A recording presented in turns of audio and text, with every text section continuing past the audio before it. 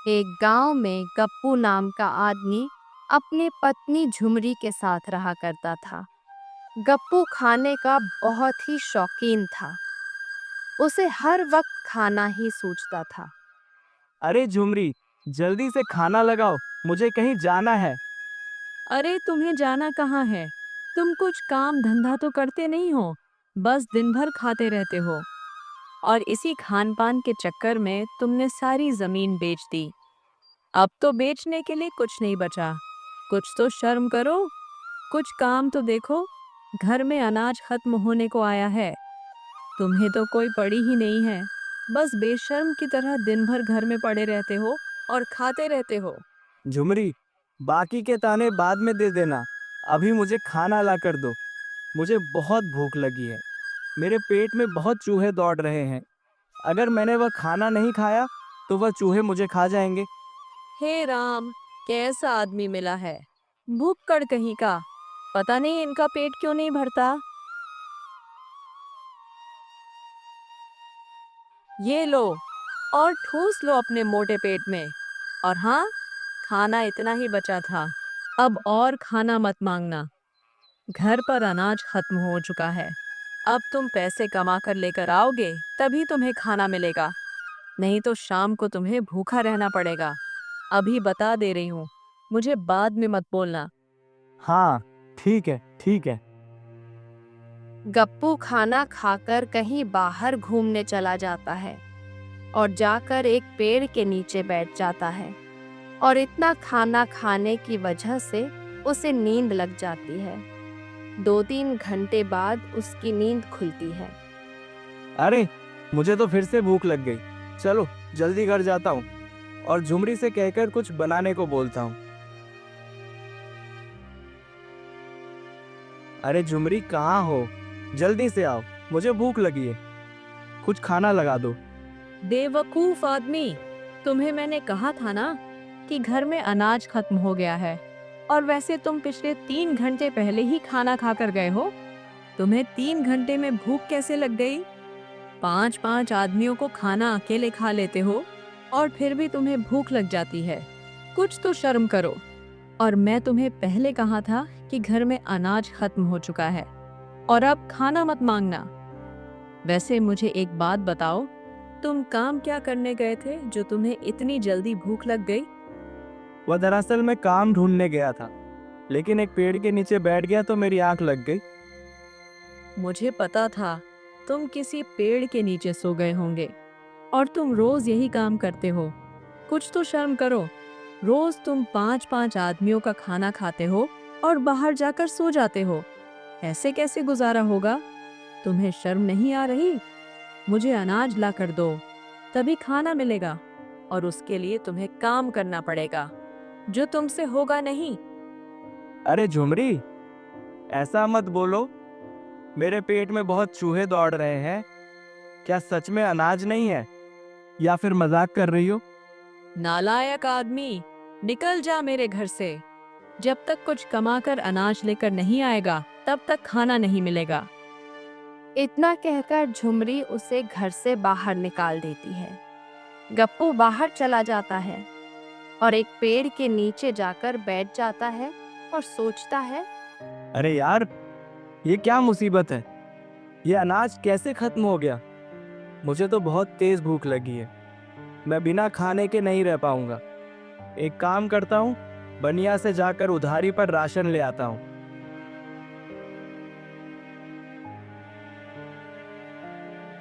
अरे सेठ, थोड़ा सा अनाज उधर पर दे दो। घर में अनाज खत्म हो गया है। जैसे ही पैसे आएंगे मैं तुम्हें लौटा दूंगा। कौन से पैसे लौटाओगे? पिछली बार के लौटाओगे कि उसके भी पिछली बार के लौटाओगे? ऐसे तुम पिछले 6 महीने से मुझे बोलते जा रहे हो कि पैसे लौटा दूंगा। यार, ये बहुत बारी का पाया। पैसे लौटा दूंगा और हमेशा राशन लेकर चले जाते हो, और आज तक तुमने मुझे ऊटी कौड़ी तक नहीं दी। और मुझे तुम इसी बात पर कितनी बार राशन ले जा चुके हो। पहले मुझे उस सब के पैसे दो, और अब मैं तुम्हारी किसी बात पर भरोसा नहीं करूंगा। मुझे पिछले सारे राशन के पैसे दोगे तभी मैं तुम्हें राशन दूंगा। तब तक मैं तुम्हें कुछ नहीं दे सकता। और वैसे तुम कुछ काम धंधा करते हो कि नहीं? तुम्हें शर्म भी नहीं आती होगी। और मुझे नहीं लगता तुम मेरी उधारी चुका पाओगे, इसलिए मैं तुम्हें अब राशन नहीं दूंगा। निकलो यहाँ से। दुकानदार गप्पू को कुछ बोलने का मौका ही नहीं देता और उसे वहां से भगा देता है। गप्पू वहां से जाकर फिर से एक पेड़ के नीचे जाकर बैठ जाता है। तभी वहां से एक उसका दोस्त गुजर रहा होता है। अरे पप्पू, तुम यहाँ बैठे क्या कर रहे हो? अरे रामू, तुम इतने दिन से कहाँ थे? गांव में दिखाई नहीं दी। वह दरअसल मैं अपनी एक रिश्तेदार के यहाँ गया था। अच्छे अच्छे पकवान बनते थे और उन्होंने मेरी इतनी खातिरदारी की कि मेरा मन ही नहीं किया वहां से आने का। इसलिए मैं 1 महीना रहकर आया हूँ। वहां पर मुझे रोज रोज हलवा पूरी, नए नए पकवान सब कुछ मिल रहा था।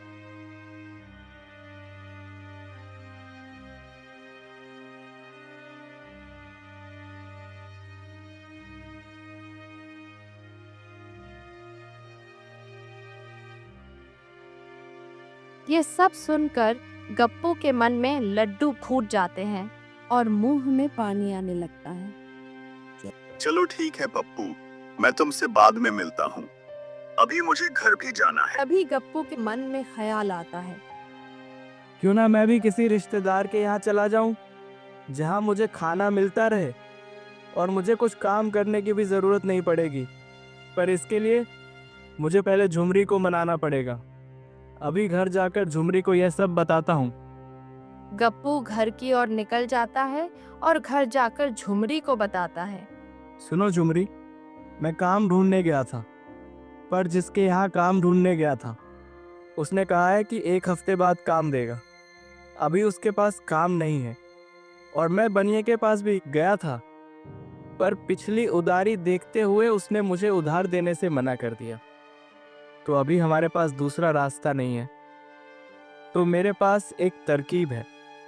क्यों ना हम हमारे किसी रिश्तेदार के यहाँ चले जाएं और 1 हफ्ते बाद वापस आ जाएंगे। तब मुझे काम भी मिल जाएगा। फिलहाल हमारे पास इसके अलावा दूसरा रास्ता नहीं है। तुम क्या कहती हो?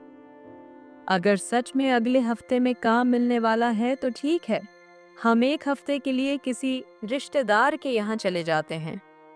पर हम जाएंगे कहाँ? झुमरी, अगर तुम कहो तो तुम्हें पता है बगल के गांव में मेरा एक चचेरा भाई रहता है। हम उसके यहाँ जा सकते हैं। वह दिल का बहुत अच्छा है।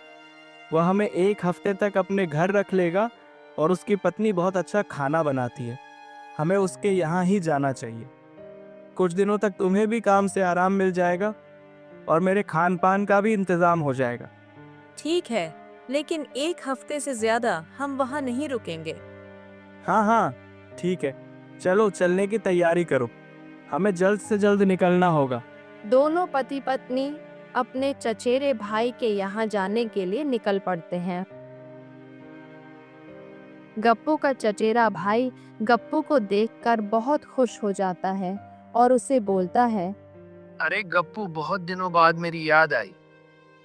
अच्छा हो गया तुम आ गए। आज खाना खाकर ही जाना। मेरी पत्नी ने आज हलवा पूरी बनाई है। तुम्हें हलवा पूरी तो बहुत पसंद है। अरे भाई, मैं जाने के लिए नहीं आया हूँ। मुझे तुम्हारी बहुत याद आ रही थी और भाभी के हाथ के खाने का स्वाद भी बहुत अच्छा होता है। तो मैंने सोचा कि कुछ दिन तुम्हारे साथ रह लिया जाए। इसलिए मैं हफ्ते भर के लिए यहाँ आया हूँ। अब हफ्ता भर में यही रहूँगा। अच्छा अच्छा, ठीक है, कोई बात नहीं। तुम जितने दिन चाहो यहाँ रह सकते हो। रुको, मैं अपनी पत्नी से कहकर खीर बनवाता हूँ। तुम तब तक कमरे में आराम करो। सुनो माया, खीर जरा ज्यादा बनाना। और हाँ, और पूड़ी भी और बना दो। मैं मेरे भाई को अच्छी तरह से जानता हूँ। उसे खाना खाने का बहुत शौक है और वह हमसे भी ज्यादा अधिक मात्रा में खाता है। तो उसे कम ना पड़ने पाए, थोड़ा ज्यादा ही बनाना। जी अच्छा, ठीक है, बना देती हूँ। सुनिए जी, यहाँ जरा सलीके से रहना। घर की तरह यहाँ 2-2 घंटे में खाना मत मांगना। वरना आपके भैया भाभी हमारे बारे में क्या सोचेंगे। और खाना खाते वक्त भी भीख मंगों की तरह मत खाना, तरीके से खाना। हाँ हाँ, ठीक है, समझ गए। फिर दोनों खाना खाने लगते हैं। गप्पू जल्दी जल्दी सारी पुड़िया खत्म कर देता है। यह देख माया सोचती है, अरे ये किस तरह से खा रहे हैं? अगर ऐसे ही खाते रहे तो सारा खाना खत्म हो जाएगा और पूरी तो एक दो ही बची है। मुझे जल्दी से और पूरियां बनानी होगी। सुनिए जी, मैं और पूरियां बनाने जा रही हूँ। और हाँ, आटा थोड़ा ही बचा है, कल के लिए आप आटा लेकर आना, अभी के लिए तो हो जाएगा। माया और पुरिया पड़ोस देती है। गप्पू वह भी खा लेता है। माया यह सब देख दंग रह जाती है। दूसरे दिन भी गप्पू इसी तरह से खाना खाता है। माया उसके खाने से बहुत परेशान हो जाती है और हफ्ता गुजरने का इंतजार करने लगती है। इसी तरह से एक हफ्ता गुजर जाता है। फिर एक दिन झुमरी गप्पू से कहती है, अजी सुनिए, एक हफ्ता खत्म हो चुका है, अब हमें यहाँ से चलना चाहिए। और कितने दिन यहाँ रहेंगे? ऐसे अच्छा नहीं लगता। बेचारे कुछ कह नहीं रहे, हमें इसका फायदा नहीं उठाना चाहिए। और आपने इन लोगों का महीने भर का राशन एक हफ्ते में खत्म कर दिया है। ऐसे दूसरों को तकलीफ देना अच्छी बात नहीं है। आप तो बेशर्म हो, आपको तो शर्म भी नहीं आ रही होगी, लेकिन मैं आपकी तरह बेशर्म नहीं हूँ। मुझे अब शर्म से आने लगी है। मैं अब और यहाँ नहीं रुक सकती। चलिए, आज ही हम यहाँ से चलते हैं। अरे झुमरी, इतनी क्या जल्दी है? वैसे भी मेरे भैया भाभी तो कुछ कह नहीं रहे। तुम्हें क्या जल्दी है? उन्हें तो कोई तकलीफ नहीं है। हम कुछ दिन यहीं रहते हैं। अरे नालायक आदमी, वो क्या तुम्हारे मुंह पर बोलेंगे कि यहाँ से चले जाओ? मैं अच्छी तरह से जानती हूँ, वह भी यही चाहते होंगे कि हम यहाँ से चले जाएं। तुम्हारे खाने से मैं भी परेशान हो जाती हूँ, वह भी हो रहे होंगे। चुपचाप चलो यहाँ से। ऐसा कहकर झुमरी अपने पति को वहां से लेकर जाती है और गप्पू जाते जाते उस गांव के दुकानदार से अपने भाई के नाम पर उधारी पर राशन लेकर जाता है। और फिर घर आने के बाद 2-3 दिन ऐसे ही बीत जाते हैं। फिर भी गप्पू कहीं काम पर नहीं जाता। एक दिन झुमरी बोलती है, अरे शर्म करो आदमी, कुछ तो शर्म करो।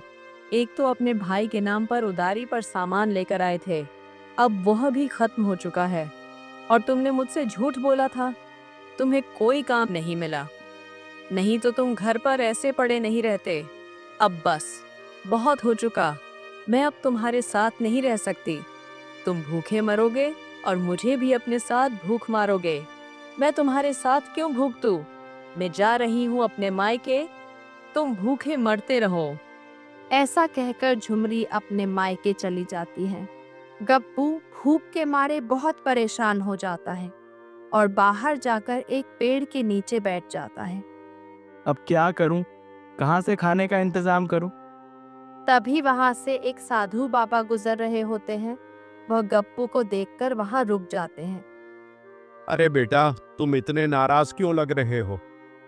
और क्या बात हुई जो यहाँ पेड़ के नीचे ऐसे बैठे हो? किसी समस्या में हो क्या? अगर कोई समस्या है तो तुम मुझे बता सकते हो। बाबा, दरअसल मेरी बीवी मुझे छोड़कर अपने मायके चली गई है और अब मैं घर पर अकेला रह गया हूँ। क्यों बेटा, वह तुम्हें छोड़कर क्यों चली गई? बिना किसी वजह के तो वह गई नहीं होगी। दरअसल बाबा, मुझे भूख बहुत ज़्यादा लगती है और मुझे काम करना बिल्कुल अच्छा नहीं लगता। तो घर का सारा सामान खत्म हो गया और अब बनिया भी मुझे उधारी नहीं दे रहा। इसी सब से परेशान होकर मेरी पत्नी मुझे छोड़कर अपने मायके चली गई और अब मैं अकेला ही रह गया हूँ। अच्छा, तो यह बात है। तुम चाहो तो मेरे आश्रम में आकर रह सकते हो, अगर तुम्हें कोई ऐतराज ना हो तो। वैसे तुम्हारा नाम नहीं बताया तुमने। आपने पूछा ही नहीं, इसलिए नहीं बताया। हाँ, तो अब बता दो, तुम्हारा नाम क्या है? बाबा, मेरा नाम गप्पू है। गप्पू? यह कैसा अजीब सा नाम है? ऐसा किसी का नाम होता है भला? बाबा, दरअसल मैं बचपन से ही बहुत ज़्यादा खाना खाता हूँ। इसी वजह से मेरी माँ ने मेरा नाम गप्पू रख दिया था। तभी से लोग मुझे गप्पू करके ही बुलाते हैं। ठीक है, जैसा भी है, मुझे तुम्हारा नाम अच्छा लगा। एक काम करो, मेरे साथ चलो। वैसे भी मैं आश्रम में अकेला ही रहता हूँ। तुम साथ रहोगे तो मुझे अच्छा लगेगा। बाबा, सोच लो मैं बहुत ज़्यादा खाना खाता हूँ। तुम मुझे साथ लेकर जाओगे और वहाँ जाकर तुम्हें पछताना न पड़ जाए। बेटा, तुम उसकी चिंता मत करो। मेरे आश्रम में बहुत सारा अनाज पड़ा है। मैंने लोगों के घर से भिक्षा मांग मांग कर बहुत अनाज इकट्ठा कर रखा है। उसकी चिंता तुम्हें करने की कोई ज़रूरत नहीं। और लोग भी बहुत ज़्यादा दान करते रहते हैं। उसकी वजह से आश्रम में कोई कमी नहीं। तुम जितना चाहे खा सकते हो। ठीक है बाबा, मैं आपके साथ चलने के लिए तैयार हूँ। आप जो कहोगे मैं वह काम भी कर दूंगा। गप्पू बाबा के साथ आश्रम की ओर निकल जाता है और बाबा के साथ रहने लग जाता है। गप्पू को खाने पीने को भी मिलने लगता है और वहाँ वह खुशी खुशी रहने लग जाता है।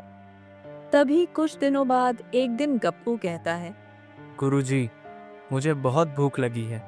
सुबह से मैं काम कर रहा हूँ। खाना कब बनेगा? अरे मूर्ख, तुझे अक्ल है या नहीं? तुझे पता नहीं, आज एकादशी आई है और आज के दिन खाना नहीं बनेगा। अरे गुरुजी, ये कौन सी बहन है जो आई है और इसकी आने की वजह से खाना क्यों नहीं बनेगा? अरे मूर्ख, तुझे एकादशी का मतलब भी नहीं पता। एकादशी महीने में 2 बार आती है और उस दिन यहाँ खाना नहीं बनता और सारे लोग उपवास रखते हैं। तुम्हें भी रखना होगा। अरे गुरुजी, ये तो आप छल कर रहे हैं। आपने ये बात तो मुझे बताई ही नहीं। मैं भूखा नहीं रह पाऊंगा। मुझसे भूखा रहा ही नहीं जाएगा। मैं तो मर जाऊंगा। मैं यहाँ नहीं रह पाऊंगा। मैं जाता हूँ। अरे रुको तो, सुनो, एक उपाय है।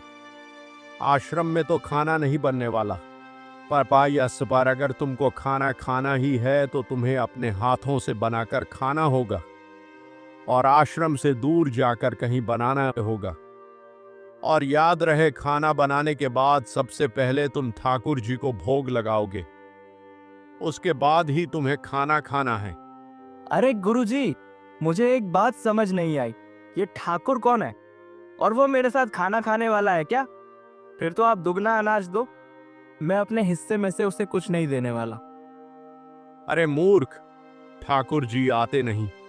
तुम्हें सिर्फ कल्पना करनी है और भोग लगाना है और उन्हें बुलाना है। ठीक है गुरुजी, आप मुझे अनाज दे देना। मैं खुद बना लूंगा। वैसे भी मुझे खाना बनाना आता है।